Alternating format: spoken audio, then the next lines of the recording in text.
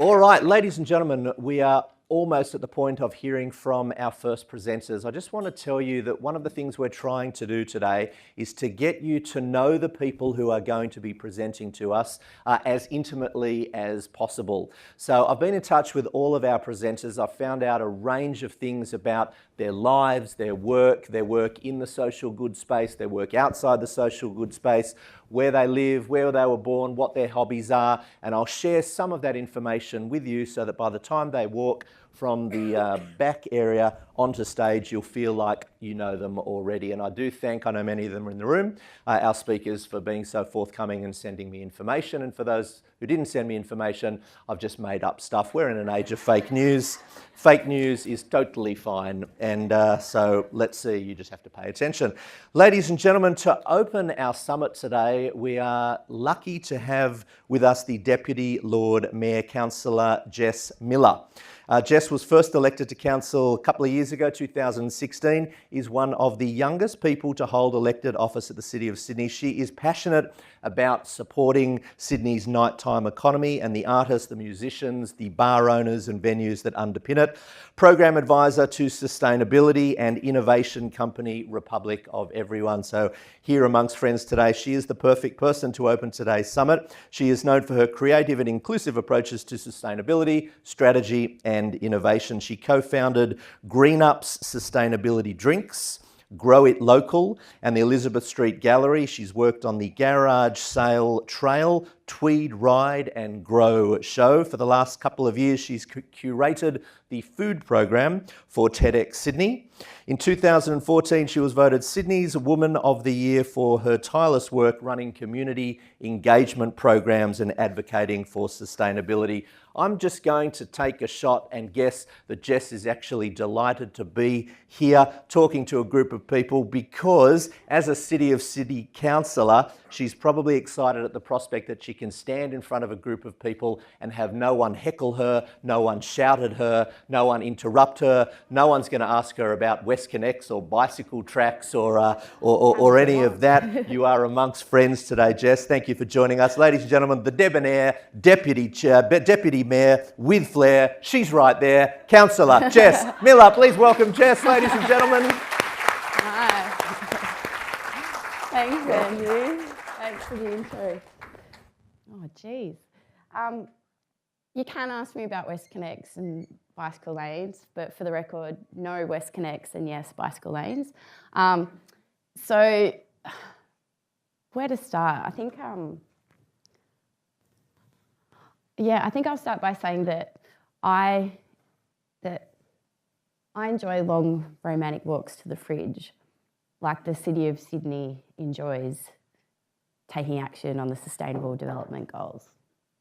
So the City of Sydney have been engaged with the SDGs for a long time now. So for a lot of organisations, you move from aligning your organisation to actually implementation and taking and embedding those kind of ideas and goals into the everyday stuff that you do. So I guess I'll just talk through how we do it in a way that hopefully you'll get into. So we're going to talk about food because I like food. I like the fridge almost as much as I like the SDGs.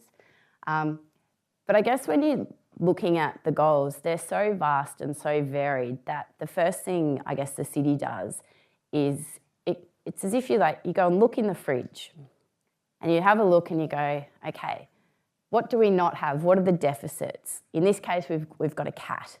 And you go, well, the cat's not really going to help us achieve our goals, is it? But then you go, well, what's happening this week? You know, you need some milk, you need some bread, you need some veggies, you need a whole range of things. So I guess the city's approach to looking at the SDGs is to firstly understand where we're at as a city, what our deficits are, and what the community values and how we're going to move forward. For I guess the city, some of the goals are probably a little bit more relevant than others. The City of Sydney takes a great pride in making sure that there's an evidence base behind the work that we do. So one of the ways that we do that is through what we call the Community Wellbeing Indicator. So every few years we go out and we actually ask people what's going on. So growth and success for the city is not just about going, is there heaps of money coming in? It's not about GDP, it's about how do all types of people within the city feel about living in the city and what is the lived experience. And that aligns to our goals of making sure that the City of Sydney is a city for all. And those values and those principles come from actually asking the community. So this is the first thing we do. This is the basis of our menu. We don't do Jamie. Jamie Oliver, he sits there and he develops a menu and he kind of, slops a bit of this in there, slops a bit in that. It's like, a little bit more wine, a little bit more oil. We don't take that approach. And that's quite fortunate when you're developing policy, because if you're kind of winging policy on the fly, you end up with really poor policies. I could mention quite a few, but I'll let you read between lines on that one. The next role that the city does is we kind of have to write the menu. So what ingredients or what SDGs are we going to take as the basis for the menu that we want to present to the city? You can tell I'm into food, right? And I haven't had breakfast. I hope you all have. So this is kind of what a menu would look like for the City of Sydney. So we've looked in the fridge and we've gone, wow, we need to make sure that as an entree, we're providing and facilitating the support for innovation and economic prosperity, because that's something that the community wants. So we make sure that those goals are embedded into the Tech Startup Action Plan, for example. Another really good one is that we had a really good look at what our environmental outputs were. And so the Leave Nothing to Waste policy, which came out a little bit earlier this year, it looked at, it addresses, 6, 11, 12, 13, 14, 15, but embedded within that policy is this idea of responsible consumption. And so that's a nice idea, but what does it look like? You actually need a strategy to make sure that the menu is going to inform what's actually on the plate when it comes to implementation. Then we also have for dessert, a city for all, again, based on evidence and addressing goals 1, 2, 3, 4, 5, 8, 9, 10, 11. These are all policies and evidence bases that are basically available to anyone. So if your organisation is looking at starting or is still in alignment, the city's evidence base is something that's available to everyone and something that's really good to kind of launch off. The next thing you have to do is you go shopping. So you've got to go, all right, well, we've got an idea of what we want the dish to be, but then we have to go and figure out what ingredients we need, what kind of a team do we need to assemble that. And so I guess we start cooking up dishes that we think are going to address these ambitions. So in terms of, say, energy, we knew that we wanted to reduce our emissions by 70% by 2030. We also looked at where those emissions came from, and a few years ago, it became really obvious that the property sector were largely responsible for a really big chunk of those. So picking up on SDG number 17, which is partnerships, we formulated the Better Building Partnership. So that brings together kind of the big end of town in the property industry. And since 2006, we've managed to reduce energy consumption by 52% from that 2006 baseline, which is pretty significant given the amount of growth that's been happening within the city. Not only that, we have also managed to be able to save each one of those Better Building Partnership companies around about $33 million a year collectively in energy savings. So this is kind of where you go from alignment and having a principle and a goal into action. This is kind of where we're at the moment. What we also found out, having understood what was going on with our energy and waste, is that the next project that we'll move into is the accommodation and entertainment sector. So we have a very clear idea of where things are coming from, who we need to get involved, which kinds of chefs we need to use, what kind of ingredients need to go into the mix, and how we're going to present that back to the community as, I guess, a dish that they can get involved with. We also have the gluten-free option. So when the city look at kind of like massive major projects to reduce energy and waste, we're also remembering that we need to involve the community and make things inclusive. So I can't show you a picture of the Bower reuse project at the moment, but I can show you the very lush new community space at Green Square. And this is where the Bower reuse project will slot in. And that's been made available through a $4,500 community innovation grant. So we recognise that the city is limited in what we can do, but we rely on business partners, community partners, artists, citizens, schools, universities to help us achieve all of that. And we very much play a facilitation and leadership role. So I guess as we move forward, we're kind of at the tail end of the Sydney 2030 strategy, which was set quite a few years ago now. So every 4 years, the city has to kind of review its plan and review where it's up to. We're about to move into a really exciting period where we start thinking about what Sustainable Sydney 2050 looks like. And I guess that's an opportunity to really revise the menu and say, you know, is paleo out? Is vegetarian in? Are we going sugar-free? Do we have enough in there that represents the types of appetites and tastes that the community are really interested in? And so that's probably a massive opportunity for all of you to get involved with that consultation, which will kick off in the next couple of years. But in the meantime, this whole idea of partnerships and this collective and collaborative approach is super duper important. So there's a myriad of ways that all sorts of people can get involved with that.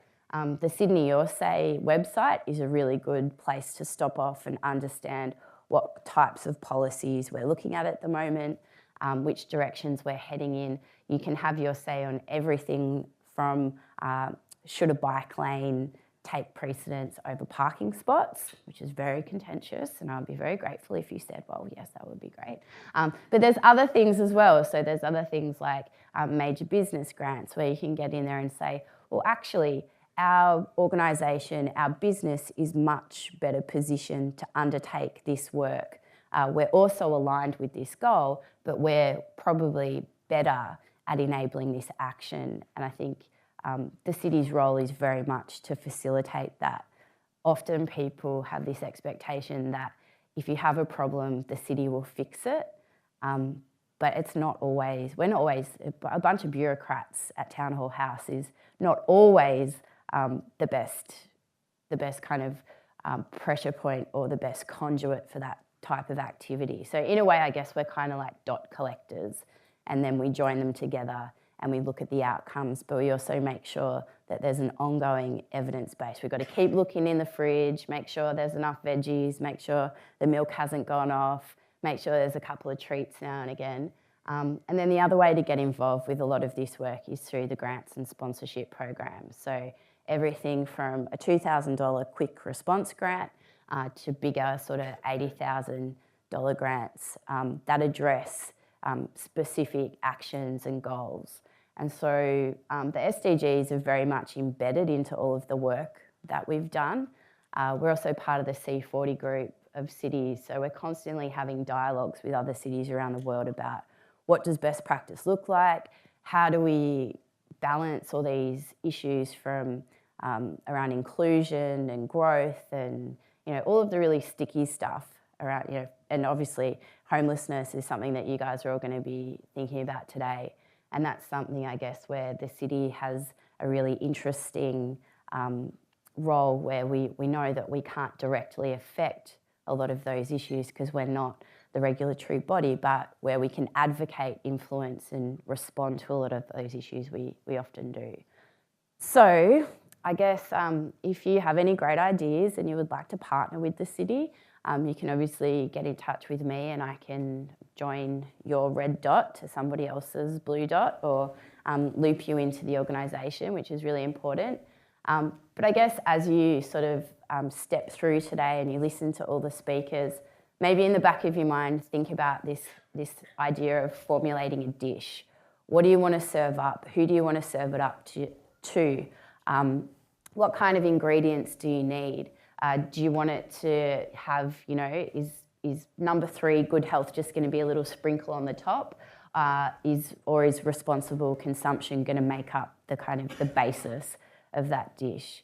Write yourself a menu, and then if we can provide any of those kind of ingredients to help you create that, then that's a really good thing. So have a wonderful day. I hope I didn't make you hungry, but I'm sure there's lots of food.